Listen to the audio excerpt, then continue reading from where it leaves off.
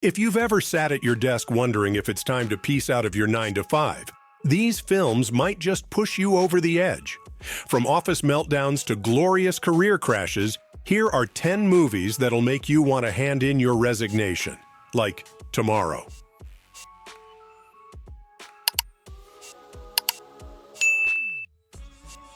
If you're feeling burnt out by the corporate grind, Network will hit hard. Peter Finch's turn as Howard Beale, a news anchor who loses it on air, gives us one of cinema's greatest moments with his "I'm as mad as hell, and I'm not going to take this anymore" speech. Sidney Lumet's scathing critique of corporate greed and media exploitation makes you seriously rethink your job and wonder if there's more to life than pushing for ratings, or in our case, clicks and views. I'll tell you what happened. I just ran out of bullshit. I just ran out of it, you see. One show like that could pull this whole network right out of the hole. We're talking about putting a manifestly irresponsible man on national television. Hell, you're not serious, are you? Oh, I'm serious. I want you to tell the people the truth. We're talking about impermanent, transient human truth. In The Beach, Leonardo DiCaprio's character trades in the rat race for a hidden Thai paradise. And let's be honest here, it's tempting.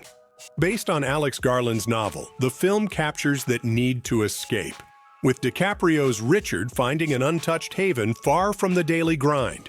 Boyle's lush visuals and laid-back soundtrack will have you mentally packing your bags and waving goodbye to office life, even if the movie skips over some of the novel's deeper commentary.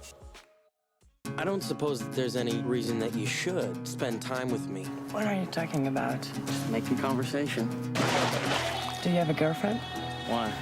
Just making conversation. A temptation Would you like to come to the beach with me? they had never known. If the American dream ever seemed out of reach, Easy Rider might explain why. Dennis Hopper and Peter Fonda ride their Harleys across a changing America, fueled by rebellion, weed, and the open road.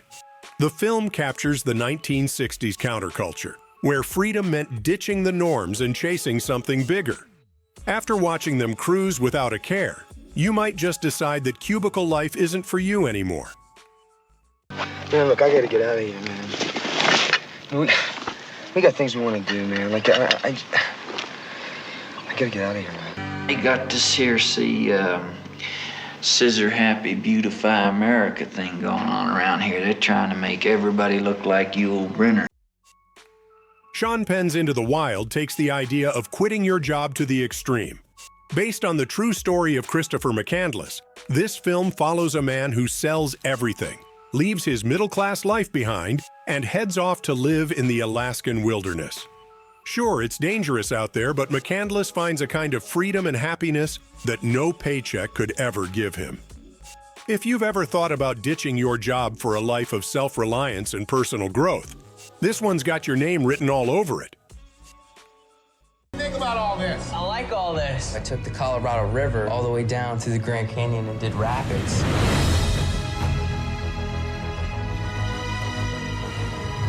What's the N stand for?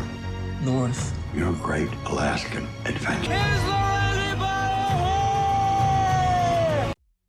In Fight Club, David Fincher serves up a darkly comedic look at the soul-crushing monotony of corporate life. Edward Norton plays a miserable office worker who spends his days at a mind-numbing job and his nights buying furniture he doesn't need. Enter Tyler Durden, an enigmatic guy who shows him there's more to life than the daily grind. Things get wild fast, but even as the narrator's life spirals, it feels like a better option than his desk job. Watch this one, and that resignation letter might write itself. Hello?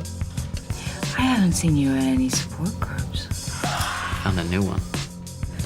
Really? It's for men only. We were finding out more and more that we were not alone. It was on the tip of everyone's tongue.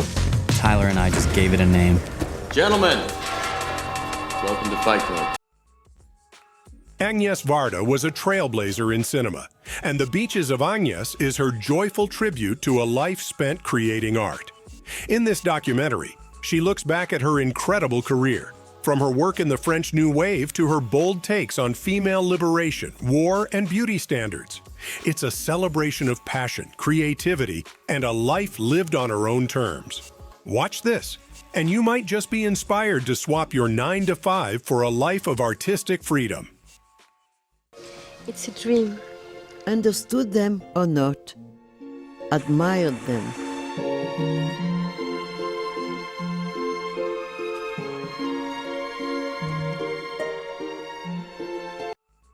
Thelma and Louise is basically a road trip fantasy turned up to 11. With vast American landscapes, sketchy gas stations, and cheap motels as their backdrop, the two women escape their dead-end lives for a taste of reckless freedom. Sure, there are a few run-ins with the law and some violence along the way, but the moments when they're cruising down those endless highways make you want to quit your job and just hit the road. Consequences be damned. I'll have a wild turkey straight up and a Coke back, please. Thelma! Oh, what? Tell me something. Is this my vacation or isn't it? Did you see his butt?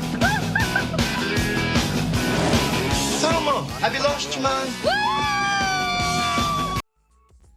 If you're tired of the same old routine, Before Sunrise will remind you what spontaneity feels like. Jesse and Celine meet on a train and decide, out of nowhere, to spend the night exploring Vienna. They wander through shops, parks, and graveyards, discovering each other in the city in one perfect evening. The film suggests that taking a leap of faith now and then can lead to life-changing moments, and might just have you packing your bags for an unplanned European adventure. I met a guy on the train and I got off with him in Vienna. We're still there. Are you crazy? Probably.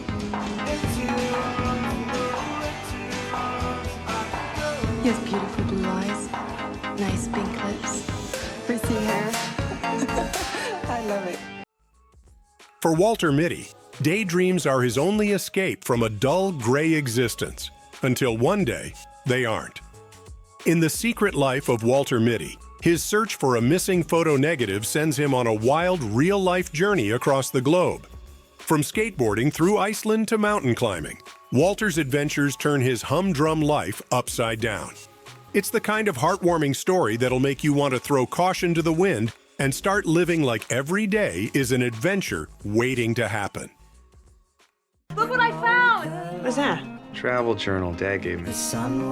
What is it you call it when he goes into one of his little places? Oh, zoned out. You do that now and then. What's the matter?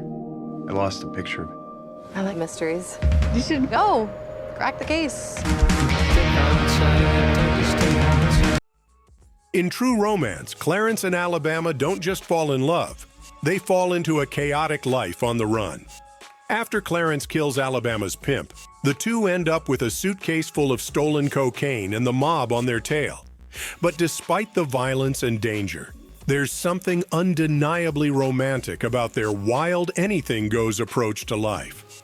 They head for Mexico to start over, and honestly, it makes you wonder if you shouldn't be doing the same. Minus the mob trouble, of course. What did you bring that for? Better to have a gun and not need it than a needed gun and not have it. No, you know where they are. Alabama, where's our Coke? We don't have any Coke, but there's a Pepsi machine down the hall. It's all fun and games, Mr. Master. You just made big time.